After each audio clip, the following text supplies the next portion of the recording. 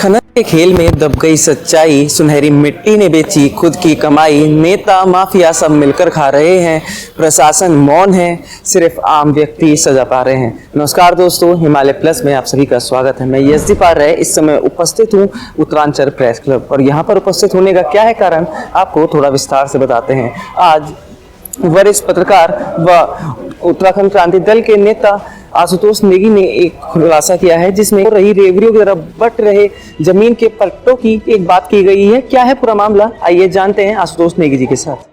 तो अब हमारे साथ उपस्थित हैं आशुतोष नेगी जी। सर, आज आपने उत्तरांचल प्रेस क्लब में एक देखते हैं क्या था पूरा मामला। खनन विभाग के खिलाफ था, उत्तराखंड खनन विभाग के खिलाफ था, और इसमें जो दस्तावेज हमारे पास आए हैं उसके हिसाब से उत्तराखंड में चंपावत जिले को छोड़ के 81 जो खनन के लॉट थे जी, या जिन्हें आप पट्टा कहते हैं, जो 5 हेक्टेयर से कम के थे, उनको जो रेवड़ियों की तरह जो बेस प्राइस होता है 7 रुपए कुंटल, उसमें जो है ज्यादातर 30 से ज्यादा पट्टों को रेवड़ियों की तरह बांट दिया गया है। और इसका जो आरबीएम का जो बाजारी मूल्य है लगभग 50 रुपए कुंटल है। एवरेज मान लें तो 30 रुपए कुंटल, चलो हम मान लें कि और भी कम है।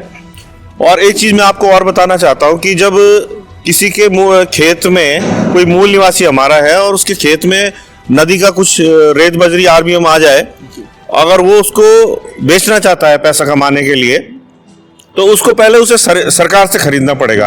उसकी कीमत सरकार ने 14 रुपए तय की है, 7 का डबल 14। तो मतलब पहले वो 14 रुपए में खरीदेगा और तब वो उसको 15, 16, 17 कहीं बेचेगा तो उसे कुछ फायदा होगा।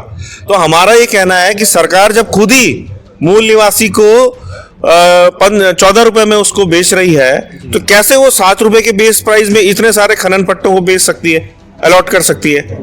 तो ये जानबूझकर किया गया है और इसमें बड़ा भ्रष्टाचार कर लगभग जो हमने इसमें डाटा निकाला है, अगर हमने 30 रुपए भी इसका एवरेज मूल्य मान लिया तो ये करीब 600 करोड़ का घोटाला है।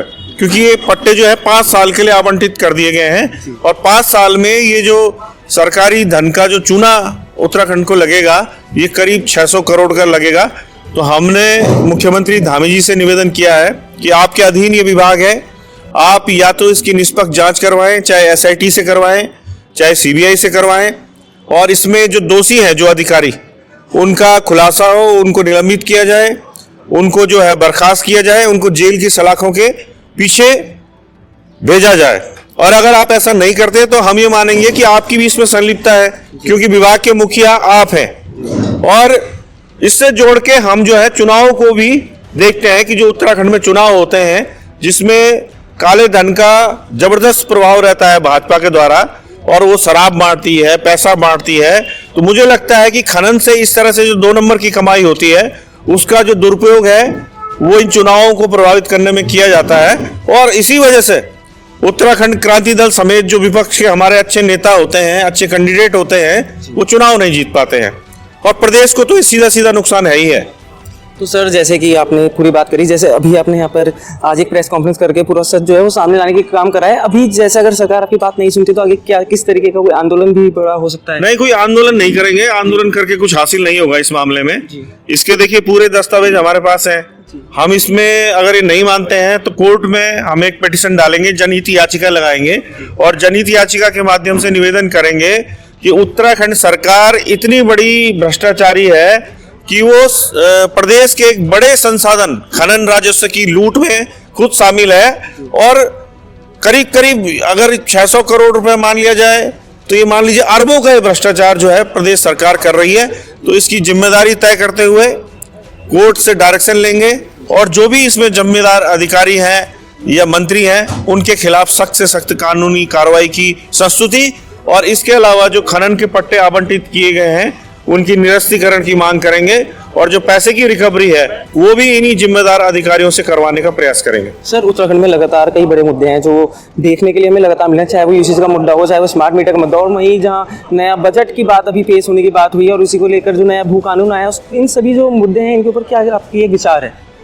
देखिए, हमारा ये कहना है कि खासतौर पे जो मूल निवास और भू कानून की मांग प्रदेश में लंबे समय से है, और इस समय हम लोगों के द्वारा, उत्तराखंड क्रांति दल के द्वारा एक संस्कृति बचाओ यात्रा निकाली गई थी, गुरुकुल नारसन से लेके मलारी तक। और तो हमारा ये था कि उसमें जो लिव इन का प्रोविजन है, लिव इन का प्रोविजन उससे हटाया जाए और 1 साल में बाहरी प्रदेश के व्यक्ति को जो इस प्रदेश का स्थायी निवासी बनाने का जो षड्यंत्र मूल निवासियों के खिलाफ किया जा रहा है उसे हटाया जाए। तो अब ये जो भू कानून की बात कर रहे हैं, तो धामी जी की जो टाइमिंग है, हमें लगता है कि इस समय सरकार पर जो जबरदस्त दबाव था वो लिव इन कानून और 1 साल में स्थायी निवासी बनाने को लेकर बढ़ रहा था, जिसको न्यूट्रलाइज करने के लिए भू कानून की बात की गई है। और हम किसी भी तरह के भू कानून को तब तक नहीं मानते जब तक 1950 वाला मूल निवास इस प्रदेश में लागू नहीं होता।